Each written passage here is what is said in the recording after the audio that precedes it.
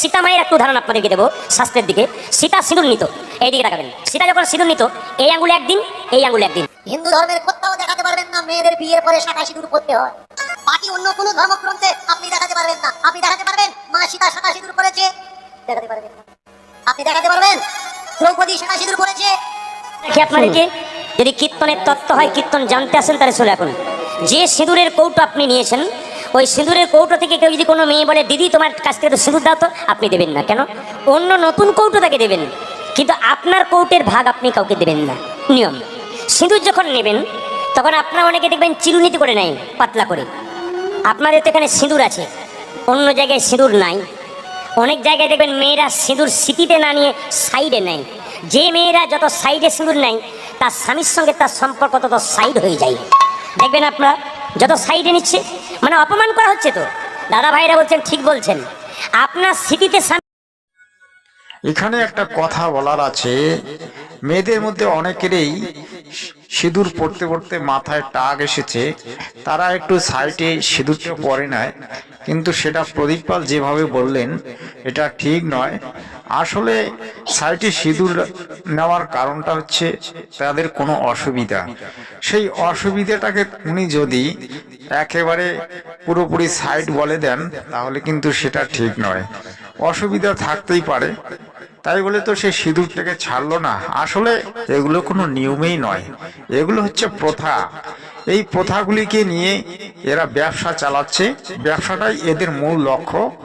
আসলে এরা তো শাস্ত্র ঘাটাঘাটি করে না, ওই বেফালতু কথাগুলি বলতেই এরা আসরে নামে এবং আসরে বলার চেষ্টা করে। খাবেন, খাবার হবে, জেনে বলুন। বলুন, আপনারা অপকার করছেন, উপকার করছেন, এগুলো মাথায় রাখবেন। জীবনে শুধু অমঙ্গল ঘটছে না, সংসারে অশান্তি কেন? এত টাকা পয়সা থাকা সত্ত্বেও মনের শান্তি নাই কেন? একটাই কারণ, আমরা শাস্ত্রগত নিয়ম থেকে সরে যাচ্ছি বলে। ও মায়েরা, আপনাদের নিয়ম হচ্ছে দুটো আঙ্গুলে সিঁদুর নেবেন। এই আঙ্গুলে সিঁদুর নেবেন তর্জনী, এটার নাম মধ্যমা। তর্জনী আঙ্গুলে সিঁদুর নিলে স্বামী স্ত্রীর প্রেম পাক্কা থাকে। আর আমি হাজারো প্রমাণ দিতে পারি যে সিঁদুর নিয়েও অনেকের সংসার ভেঙে গেছে, এবং লম্বা লম্বা সিঁদুর নিয়েও অনেকের সংসার একেবারে টুকরো টুকরো হয়ে গেছে। তাই প্রদীপ পাল বাবু এই কথাগুলি বলার আগে একটু ভেবে চিন্তে বলবেন, কারণ এই কথাগুলি যদি শাস্ত্রে না থাকে তাহলে কেমন হবে। আসলে আপনি একটু ঘাটাঘাটি করে বললে ভালো হয়, কিন্তু আপনি শাস্ত্রগুলিকে ঘাটেন না, আপনি মানুষের কথায় অথবা একটু চোখে দেখে সেটাকে সামাজিক তত্ত্বের মাধ্যমে কথা বলার চেষ্টা করেন। এগুলো ব্যর্থ কথা। তাই শাস্ত্র কথা তুলে ধরুন। বর্তমান যুগে মানুষ হচ্ছে শিক্ষিত, শিক্ষিত লোকেরা চায় প্রমাণ, প্রমাণ ছাড়া কিন্তু আপনাকে কেউ মানবে না। এই আঙুলে সিঁদুর নিলে স্বামীর আয়ু লম্বা হয়। এই জন্য সীতা মায়ের একটু উদাহরণ আপনাদেরকে দেবো শাস্ত্রের দিকে। সীতা সিঁদুর নিত, এই দিকে তাকাবেন। সীতা যখন সিঁদুর নিত, এই আঙুলে একদিন, এই আঙুলে একদিন। তো যখন সিঁদুরটা নিচ্ছে, মায়েরা বলুন তো, সিঁদুর আপনারা কেন নেন? মা কাকিমারা নেই, তাই আমিও নিই। সিঁদুর কেন নেন? স্বামীর অমঙ্গলের জন্য। হ্যাঁ, স্বামীর অমঙ্গলের জন্য। দেখুন, সীতা সিঁদুর নিচ্ছে, হনুমান প্রশ্ন করছে, মা মা সিটিতে তুমি সিঁদুর নিচ্ছ কেন? সীতা বলছে, হনুমান, ওই জন্যে লোকে তোকে পাগল বলে, লোকে তোকে বোকা বলে। কেউ যখন পবিত্র কাজ করে পিছু ডাকতে নাই, পিছু ডাকলে কাজ ভালো হয় না, সফল হয় না। আপনি যখন সিঁদুর নেবেন, এমন নির্জন জায়গা নেবেন, আপনার বাচ্চা যেন আপনাকে পিছু না ডাকে, আপনাকে কেউ যদি পিছু না ডাকে। সিঁদুর নেবেন একদম জঙ্গলে লুকিয়ে, প্রদীপ পাল বললেন, কারণ সিঁদুর নেওয়া যেন কাক পক্ষীও দেখতে পারে না, কারণ সিঁদুরটা অত্যন্ত গুরুত্বপূর্ণ। আপনি দেখবেন যে ভারতবর্ষের প্রায় 80% লোক সিঁদুর ধারণ করে না, বিশেষ করে মুসলমান লোক সিঁদুর ধারণ করে না। তারপরে দেখবেন সনাতন ধর্মের মধ্যে যেমন কতগুলি রাষ্ট্র আছে, পাকিস্তান, তারপরে ধরুন চীন, তাহলে ওখানকার লোকেরা কি তাহলে এটা ভুল করে? না, আসলে এগুলো প্রথা, এগুলো কোনো শাস্ত্রগত দিক নয়।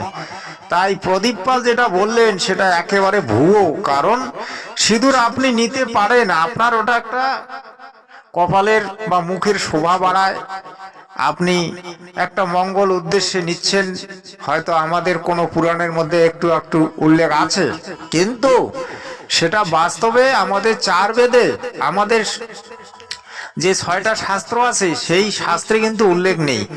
কারণ আমাদের শাস্ত্রগ্রন্থে যেটা উল্লেখ নেই সেটা কিন্তু মান্যতা প্রাপ্ত হয় না।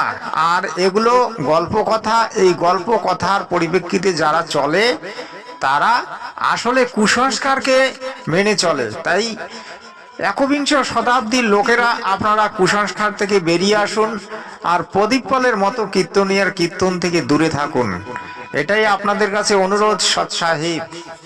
কারণ ওটা হচ্ছে পবিত্র জিনিস, ওটাকে একবার ধারণ করতে হয় ভগবানের নাম করতে করতে। কেন প্রভু তোমার নামেই তো সিঁদুর নিয়েছি মন্ত্র পড়ে, এই সিঁদুর যেন আমার চিরকাল দীর্ঘায়ু থাকে। অক্ষয় তো কারো কোনোদিন থাকে না, কিন্তু দীর্ঘায়ু থাকে। এই জন্য সিঁদুরটা যখন নেবেন, সবার কাছে নিবেদন রইল, ভগবানকে স্মরণ করতে করতে নেবেন, দেখবেন আপনার কাজ হয়ে যাবে। লক্ষ্য করুন, সিঁদুরটা যখন নিচ্ছে, হনুমান প্রশ্ন করছে, মা সিঁদুর নিলে কি হয়? চোপা চোপা চোপা চোপা চোপা বলে, কেন? একটু পরে বলবো। ভালো কাজ করছি তুই পিছু রাখছিস, ভালো কাজে পিছু রাখতে নেই। হনুমান পেছনে রইল, কিছুক্ষণ পরে জিজ্ঞেস করছে, এইবার বলো মা সিঁদুর নেই কেন? সেটা বললো, ওরে হনু, সিঁদুর নিচ্ছি কেন জানিস? তোর প্রভুর একটু মঙ্গল হবে বলে। তারপরে আপনার সিঁদুর নেন কেন? স্বামীর মঙ্গলের জন্যে। হনুমান বলল, মা স্মৃতিতে লম্বা করে সিঁদুর নিচ্ছ, লম্বা করে সিঁদুর নিলে কি হয়? সীতা বলছে, এই জগতে যে মেয়ে যত লম্বা করে সিঁদুরে নেবে, লম্বা করে সিঁদুরে নেবে, তার স্বামীর আয়ু তত লম্বা হবে। হনুমান তৎক্ষণাৎ প্রশ্ন করলো, মা যে মেয়ে খাটো নেই তার কি অবস্থা হয়? যারা খাটো নিয়েছে তারা মনে মনে ভাবছে, ভাগ্য কেন যে সামনে বসলাম, পেছনে বসলে আমার খুব ভালো হতো।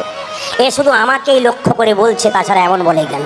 অনেক জায়গায় বলে, আপনাদের এখানে সব লম্বা নিয়েছেন দেখতে পাচ্ছি। সিঁদুরটা যখন খাটো নেই, সীতা বলছে, শোন, এই জগতে যে মেয়ে যত খাটো সিঁদুরে নেবে, তার স্বামী তত তাড়াতাড়ি বলো হরি, বলো হরি। বলহরি নয় দাদা ভাই এবং আমার স্নেহের বোনরা, কারণ বলহরি তার হয় যার বলহরির সময় আসে। আসলে আপনি যদি স্বামীর প্রাণকে রক্ষা করতে চান, তাহলে আপনাকে সতীত্ব ঠিকমতো রাখতে হবে।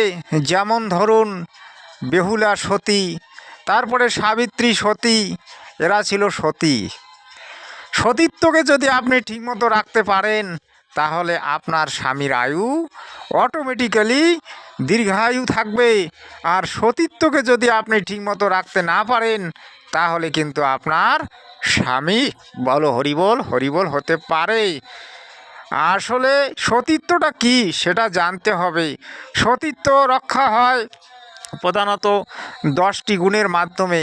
সেই 10টি গুণ যদি আপনার মধ্যে বিদ্যমান থাকে, তাহলে আপনি অবশ্যই স্বামীকে দীর্ঘায়ু করতে পারবেন। প্রথম হচ্ছে, আপনার মিথ্যা কথা বলা চলবে না, এটা একটা। দ্বিতীয় হচ্ছে, আপনাকে সেই পরপুরুষের সঙ্গে কোনো রকম মিলন করা চলবে না। পরপুরুষের প্রতি আপনার যেন মন না ডুবে যায়, এটা হচ্ছে সতীত্বের প্রধান লক্ষণ।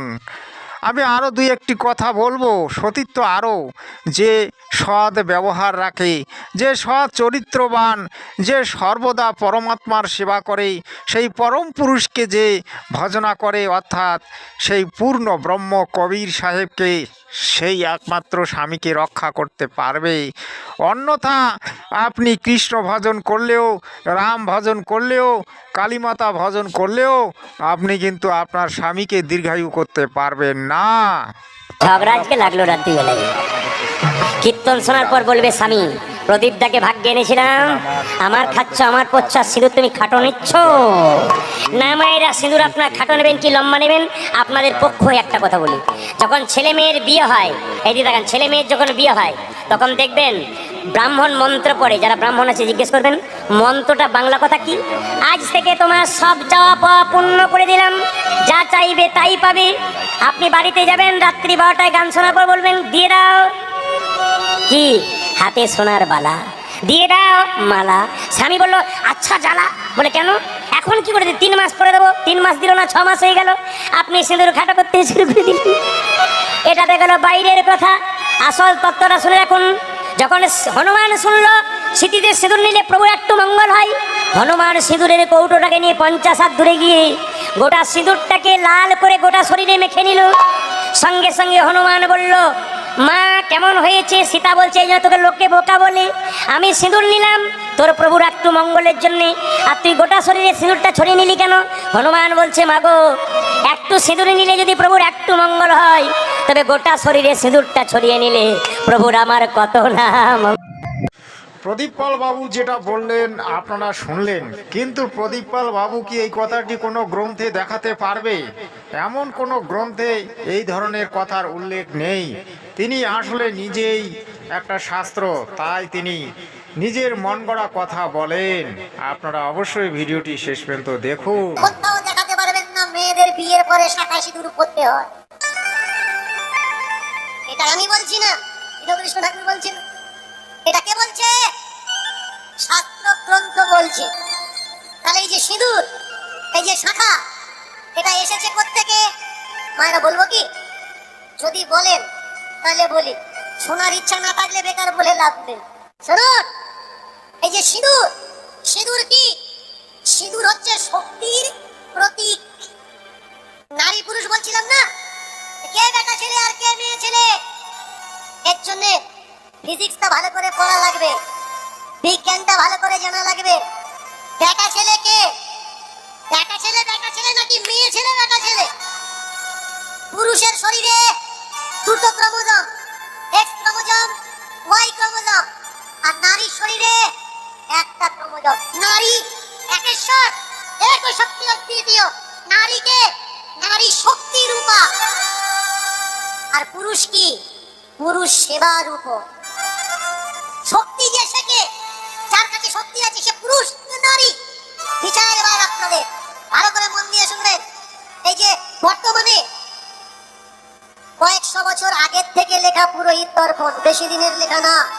এই সব গ্রন্থ ছাড়া পুরাকালের পুরানো গ্রন্থ, 3rd সেঞ্চুরির পর থেকে কয়েকটা গ্রন্থের আমি নাম বলছি। কৃচ্ছ সূত্র ভালো করে পড়বেন। এই কৃচ্ছ সূত্র থেকে সিঁদুর আর কুমকুমের লক্ষ্য পাওয়া যায়, প্রমাণ পাওয়া যায়। বাকি অন্য কোন ধর্মগ্রন্থে আপনি দেখাতে পারবেন না। আপনি দেখাতে পারবেন মা সীতা শাখা সিঁদুর পরেছে, দেখাতে পারবেন না। আপনি দেখাতে পারবেন দ্রৌপদী শাখা সিঁদুর পরেছে, দেখাতে পারবেন। তাহলে শাখা সিঁদুর, এই শাখা সিঁদুর এসছে কৃচ্ছ সূত্র থেকে, আর এসছে কি আরেকখানি গ্রন্থ। এই দুটো গ্রন্থ থেকে শাখা সিঁদুরের প্রমাণ পাওয়া যায়। তবে বিয়ের পরে যে করবে এমনটা নয়। অলংকার রূপ সিঁদুর আর কুমকুম শক্তির প্রতীক। কোন মেয়ে যখন বিবাহিতা হয়ে স্বামীর ঘরে চলে যাচ্ছে, স্বামীর সংসারকে তার বহন করা লাগবে, শক্তি সঞ্চয় করা লাগবে। তাই সেই শক্তি রূপিণীর শোভা বর্ধন করার জন্য কপালে সিঁদুর। সিঁদুর কাকে পরানো হয়? আপনি বলতে পারবেন না যে সিঁদুর বেটা ছেলেরা পরে। সিঁদুর কারা পরে? সিঁদুর মেয়ে ছেলেরা পরে। কখন পরে? বিয়ের পরে পরে, বিয়ের আগে কিন্তু পরে না। এমন নিয়ম দেখেছে। সিঁদুর শক্তির প্রতীক। এই সিঁদুর কাকে পরানো হয়? হনুমানকে। যদি কোথাও হনুমানের মূর্তি থাকে দেখবেন কুমকুম সিঁদুর আর তেল দিয়ে হনুমানকে স্নান করানো হয়। শুধু হনুমান নয়, দেবতাদের ভিতরে গণেশ দেবতাকে কুমকুম সিঁদুর দিয়ে তেল দিয়ে স্নান করানো হয়, শুধুমাত্র কপালে উজ্জ্বল শোভা বর্ধনের জন্য সিঁদুর এখানে ধারণ করা। আর শাখা, এর জন্য পড়া লাগবে গঙ্গা রেডির সভ্যতা। সামুদ্রিক নদীর অঞ্চলে যে সভ্যতা গড়ে উঠেছিল গঙ্গার তটভূমিতে, তাকে গঙ্গা রেডি সভ্যতা বলা হয়। আর এই গঙ্গা রেডি সভ্যতার মানুষগুলো শাখা শাক থেকে কেটে পিস করে অলংকার রূপে এরা ব্যবহার করত। আপনি যদি বলেন হিন্দু ধর্মে বিয়ে হলে শাখার সিঁদুর পরতেই হবে, এই টোকা বাংলা ছাড়বেন, বিহারে ঢুকবেন, কপালে কুমকুম তো আছে, মেটে সিঁদুর আছে, কিন্তু হাতে তাদের শাখা নেই। বেরিয়ে চলে যাবেন পাঞ্জাব, পাঞ্জাবে গেলে না তো কপালে সিঁদুর পাবেন, না তো তাদের হাতে শাখা পাবেন। এটা শুধুমাত্র রূপ ও বর্ধনের জন্য পরিধান করা হয়। এটা আমার কথা না, এটা কৃচ্ছ সূত্র গ্রন্থের কথা। পড়ে নেবেন। এর জন্য আমি বারবার বলি, ভাই বইটা পড়ো, তাহলে বুঝতে পারবে। আজকের কি করি, বিয়ে মানে কি? বিয়ে মানে একটা অনুষ্ঠান, যাগযজ্ঞ। বিয়ে মানে কি? বিয়ে মানে কপালে সিঁদুর দেওয়া, বিয়ে মানে গায়ে হলুদ দেওয়া। দেখবেন টিভি সিরিয়ালে ছেলেকে আগে গায়ে হলুদ পরানো হয়, আর ওই হলুদ চলে যায় কোথায়? মেয়ের বাড়ি। ছেলেকে যে হলুদ দেওয়া হয়েছে ওই হলুদটা মাখানো হবে, তবে ওই মেয়ের সঙ্গে এই ছেলের মিল হবে, বিয়ে হবে, না হলে হবে না। শুনুন, এটা আমার কথা নয়, ধর্মগ্রন্থ শাস্ত্রগ্রন্থ পড়ে নেবেন। আমাদের ধর্মগ্রন্থ খুললে আপনি দেখাতে পারবেন না দ্রৌপদীর যখন বিয়ে হয়েছে। বলুন তো, কোন ব্রাহ্মণে দ্রৌপদীর বিয়ে করিয়েছে? ব্রাহ্মণ কিন্তু লাগেনি। কি লেগেছিল? উপরে ছিল মাছ, নিচে ছিল জল। ধনুকে তীর খাটিয়ে জলের দিকে তাকিয়ে মাছের চোখে মারা লাগবে, তবে সে দ্রৌপদীর বর হতে পারে। তাহলে তখন বীর্য শুল্কা দিয়ে, বীরত্ব দিয়ে বিয়ে হতো। সেই সনাতন ধর্মের বিয়ে, বীরের সঙ্গে বীরের কন্যার বিয়ে হতো। এই বীরের ভিতরে বামুন ঢুকলো কবে থেকে? এর জন্য পড়াশুনো করা লাগে, তবে আপনি সত্য জানতে পারবেন, না হলে আপনি আমাকে দোষারোপ করবেন। আজকের যে সিঁদুরের কথাটা বললাম, কেন বললাম? কিছু মায়েরা আছে নার্সের চাকরি করে, ডিউটিতে জয়েন করতে গেলে শাখাটা তাদের খুলে রাখা লাগে, সিঁদুরটা তাদের মুছে দেওয়া লাগে। প্রিয় দর্শক, আপনারা এতক্ষণ ধরে শুনলেন প্রদীপ পাল এবং দীনকৃষ্ণ ঠাকুরের সিঁদুর তত্ত্বের কথা। আপনারা অবশ্যই ভিডিওটিকে মনোযোগ সহকারে শুনেছেন, যেটা পরিশেষে আমি বর্ণনা দিতে চাই যে সিঁদুর একটা রূপবর্ধক একটা চিহ্ন, বা আপনি এটা একটা অলংকার বলতে পারেন। আসলে আমাদের যখন ব্রহ্মা বিষ্ণু মহেশ্বরের বিবাহ হয়েছিল, তখন কিন্তু শাখা সিঁদুর পরিয়ে ব্রহ্মা বিষ্ণু মহেশ্বরের বিবাহ হয়নি। তখন দুর্গা মাতা সেই ব্রহ্মার হাতে সাবিত্রীকে দিয়েছিলেন, শিবের হাতে পার্বতীকে দিয়েছিলেন, এবং সেই বিষ্ণুর হাতে লক্ষ্মী দেবীকে দিয়েছিলেন। তাদের বিবাহ হয়েছিল বচনবদ্ধভাবে, যেটা আমাদের শ্রীমদ দেবী ভাগবত পুরাণে উল্লেখ আছে। আপনারা শিব পুরাণ দেখবেন। এবং যখন সাগর মন্থন হয়েছিল, যখন পার্বতী, সাবিত্রী, লক্ষ্মী দেবী ভেসে উঠলেন, অমৃত উঠল, তখন ব্রহ্মা বিষ্ণু মহেশ্বরের হাতে দুর্গা দেবী তুলে দিয়েছিলেন। দুর্গা দেবী বলেছিলেন, আজ থেকে এরা তোমাদের স্ত্রী, তোমাদের শক্তি রূপে থাকবে। তাই আজ আমার জগৎগুরু তত্ত্বদর্শী সন্ত রামপাল মহারাজজি এই প্রথাটি চালু করেছেন, যেটা শাস্ত্রসম্মত। আজ হাজারো হাজারো বিবাহ দহেজ মুক্ত, অর্থাৎ পর্ণ প্রথা না নিয়ে হচ্ছে, অর্থাৎ কোন রকম কোন বিবাহের মধ্যে দানপত্র না নিয়ে বিবাহ সম্পন্ন হচ্ছে।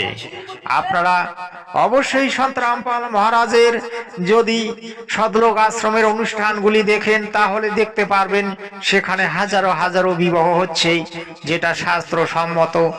মাত্র 17 মিনিটে আজ বিবাহ হচ্ছে, যেটাকে বলা হয় রমণী। আপনারা শাস্ত্রসম্মত তত্ত্বগুলিকে মানুন, আর কুপ্রথার বিরুদ্ধে লড়াই করে কুসংস্কার মুক্ত ভারত করুন, কুসংস্কার মুক্ত পশ্চিমবঙ্গ করুন। এটা আপনাদের কাছে আমার অনুরোধ। ভিডিওটি যদি আপনাদেরকে ভালো লাগে, তাহলে সুন্দর করে একটা কমেন্ট পাঠাবেন এবং সঙ্গে লিখবেন সৎ সাহেব।